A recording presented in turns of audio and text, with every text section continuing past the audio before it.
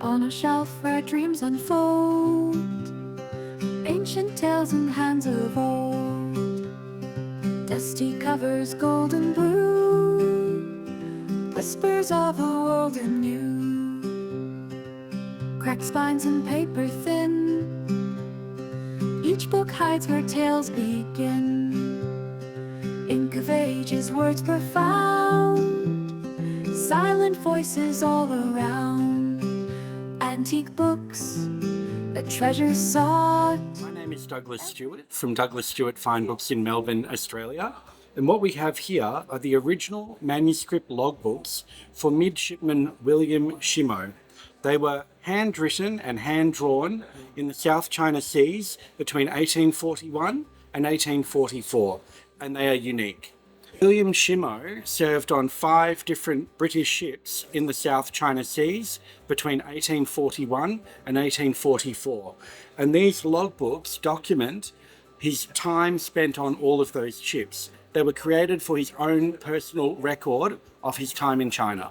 What makes these important is they are a unique first-hand insight into the end of the First Opium War and the years following, from somebody who is a participant in the war themselves. The content is largely technical. It's got a lot of the navigational instructions, but it's very important because it shows where the ships traveled to, who they encountered, and it's got these wonderful, unique illustrations showing the ships encountering other ships in China in the 1840s. Antique books, a treasure sought, every page, a tale they've brought. Turn the leaf, let stories fade, dive into the world they made. Musty scents in vessels wise, stories rest behind glass eyes. Leathered covers time has kissed, unearthed secrets none had missed. Binding threads in fonts of yore, legends spill from brittle core. Echoes linger in each tone, offering more than just a home. Here we have the first edition of Adam Smith Wealth of Nations, which is really one of the cornerstone books on finance. It was published in 1776 in 2 volumes, and since then has become the great symbol of basically supply-demand wealth creation. And so we felt it's very appropriate to bring the true first edition to Hong Kong for sale, and it's 2 million Hong Kong dollar. Next to it, we have an autographed letter by Adam Smith. The value, his letters are very rare, and what you're really getting here is his autograph. You can see at the bottom there it said Adam Smith, and it's a very nice example of it.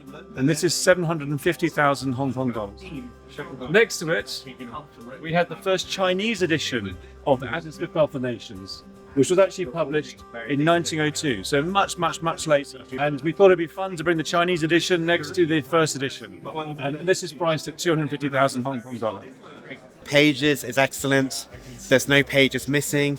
With books like this, particularly books that have stayed within China, you'll find that, there'll be kind of worming or staining. This set is very fresh, very clean. It's all about condition, really, and that's what we do. We bring the best condition books. We obtain this in Europe. Yeah, so that's the English first edition, a rarity. But the one you want, if Western collectors, is the English one. But the first edition was only a few hundred copies. Yeah, because something like this, now Adam Smith Wealth of Nations is really famous. A book like this is quite expensive to publish. It's very niche. So you produce it in a small amount. So the second and third edition, you have a lot more of those because the book becomes really popular. But the first edition is the first edition. That's why the first edition prices they command such prices, because first editions, the amount is very low. Linger in each tone, offering more than just a home. Antique books, a treasure sought, every page, a tale they've brought. Turn the leaf, let stories fade, dive into the world they made. So this is the first edition of Karl Marx Das Kapital. And what makes this extra special is that it's the true, first edition, but also it has been inscribed by Karl Marx to a friend of his. Is a Belgian leader of the International Working Men's Association, César de Pepe, and he was a co-founder of the collective Anarchism. The inscribed copies of the first edition are very rare. The book was published in Hamburg in 1867, and Karl Marx was living in London, and so he really did not see many copies of his own book. But obviously, Mr. Pepe here had a copy of the book and was given it by Karl Marx, and it's signed 1 year later, London, September 1868. Next to it, we have another set. We had the first edition of the Karl Marx Das Kapital, but Karl Marx died later, and so the next few volumes, the continuation of the work was done by Engels. It was published over a number of years, and that is the whole set of the Das Kapital, the value. So what's the difference in this? What difference does the autograph make, really? And the first edition with the inscription, the autograph, is 8.5 million Hong Kong dollar. Whereas the set of the first editions without the autograph is just 1 million Hong Kong dollar. So the value really is in the Karl Marx autograph inside the book. It's very important that it's inside the first edition. It really increases and enhances the value greatly. So this one, this is a collected edition. This was published in 1888, and it's the first collected edition in English. It was translated by Samuel Moore, but it was the only one that was actually edited by Engels, that he was involved with. So it's a primary source for the English translation, but it's actually surprisingly rare. The normal regular English edition did not come out until another 10 years later. So it's the manifesto, that is. 1, 2, 3, 4, 5, 6, 7, 25, 16, 40 cents. 1, 2, 3, 4, 5, 6, 7, 25, 16, 40 cents.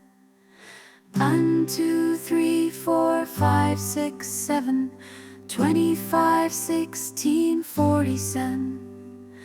1, 2, 3, 4, 5, 6, 7, 25, 16, 40 cents.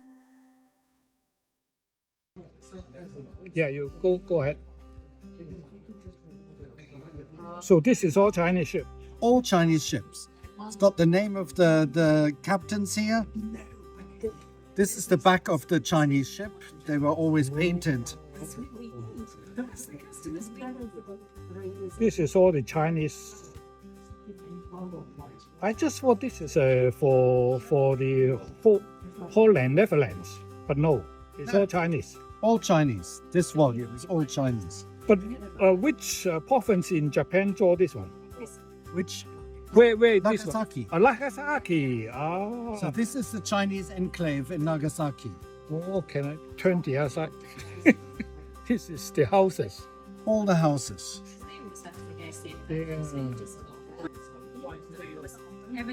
But this is pretty rare. All by hand, so. All by hand. Always got a lot of myself, and he was Wow, the luggages. Happy chicken. And the bow. They and the buns. had a theater Yes. in Nagasaki. Nagasaki, Chinese Just theater. Chinese theater, and they played Chinese opera. Oh, yeah. Yes, I can see it. Wow. Chinese costume, Wow. Chinese graves. Even grapes. And these are all the temple names and the pillar inscriptions of the Chinese temples in Nagasaki. I see. But this is written in Japanese or Yes. a lot of them, although some Chinese wording. Yeah. Can you go back to the last page? There's a cemetery entrance at the back. No. Oh, yeah. The last page. What is that? 分级山. Never heard about it. Yeah. This is Dutch. So that's the Chinese enclave is here. This is Deshima, the Dutch enclave. Yeah. And there you have the Chinese ships, and there you have the Dutch ships. These are the defensive positions of the Japanese on the entrance to Nagasaki harbor. Here, they give you the number of cannons. So it's secret information. Secret information. Yeah. Yeah, typical house. And Thank you very much. Another This is the Russians. Russians. The Russians, Rezanov. Oh, Rezanov. He came to Nagasaki in 1804, I think. Oh, I see. Russians. That's the enclave where the Russians lived for a few weeks. So actually, the Russian is pretty important over there. Yes. They draw so many things about Russian.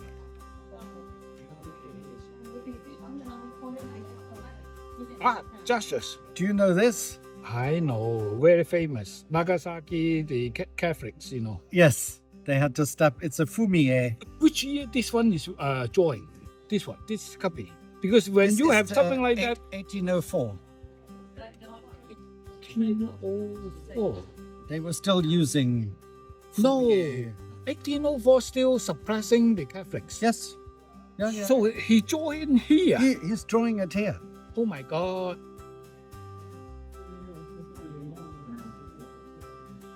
But Nagasaki still have the Catholic things issue, so they draw the cross. This is Deshima Island for the Dutch. Now there's a Dutch, details of a Dutch ship. Oh. And details of the entrance of Deshima with the lanterns for the captain's house and mirrors and a painting, spittoon.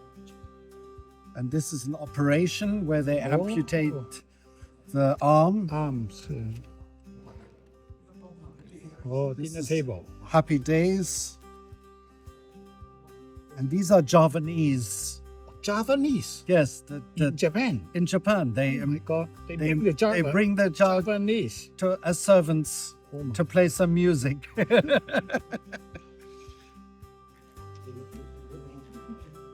Then parts of clothing. So when you study The alphabet. this one, Yeah. you know who do all this Japanese? You know, Yes. is it a very famous guy or no? Tazawa yes. I'll keep you updated. Okay. Whispers of the past, pages worn and frayed, stories etched in ink, memories never fade. Treasure troves of tales, hidden on the shelves. Every book a journey into worlds of themselves. Leather bound in gold, secrets softly shed.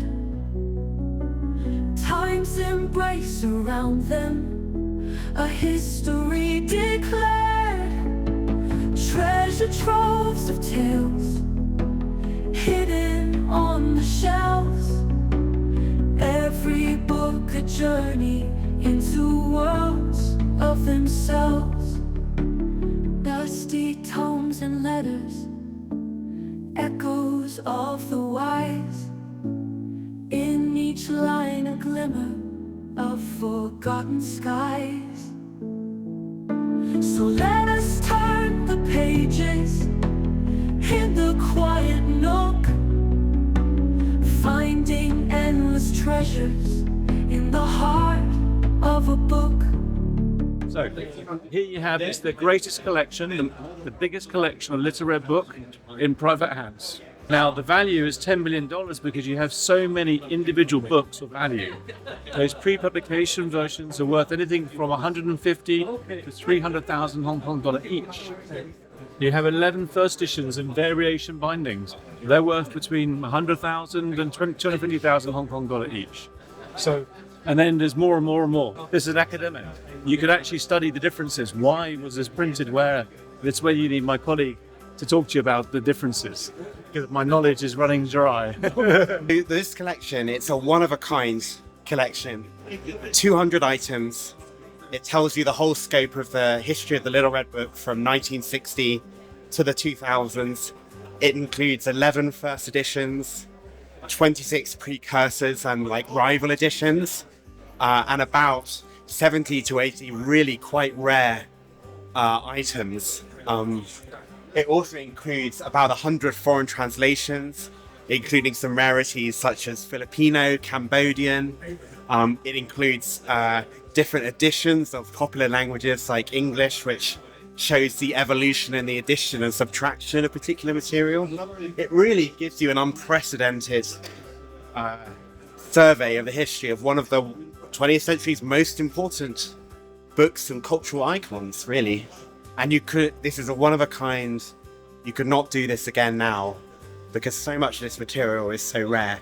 I am very confident about that because I know that a number of these early ones that were printed was very small, so the survival rate will be really low. So they might have one or two here and there, but to have one collection which has such an extensive grouping, that's basically unheard of outside of this collection. This is from an American collector who spent 30 years doing it, and he started collecting when you could actually obtain this material, whereas in mainland China now, a lot of it's either the condition is really bad or it doesn't exist, it's been thrown away.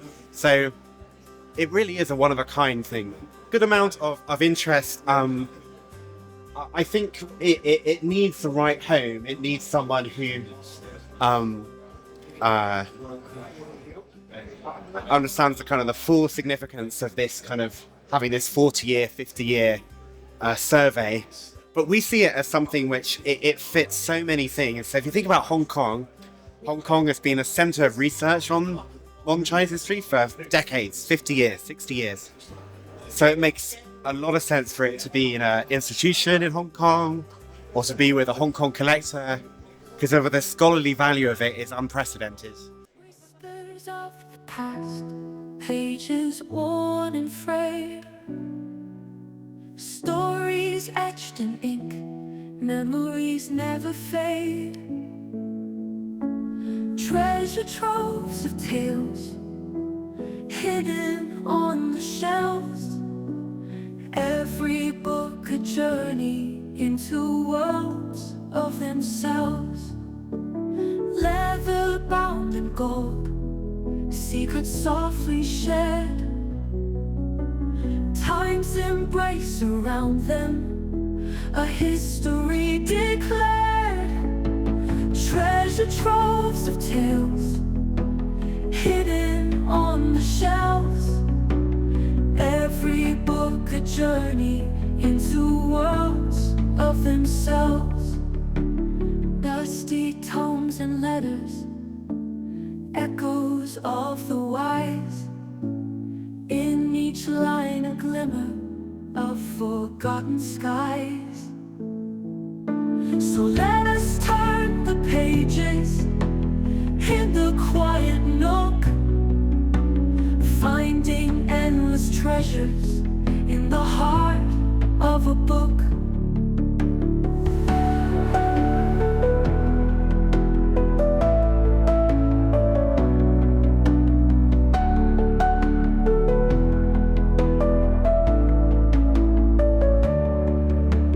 Leather bound in gold, secrets softly shared, time's embrace around them, a history declared. Treasure troves of tales hidden on the shelves, every book a journey into worlds of themselves.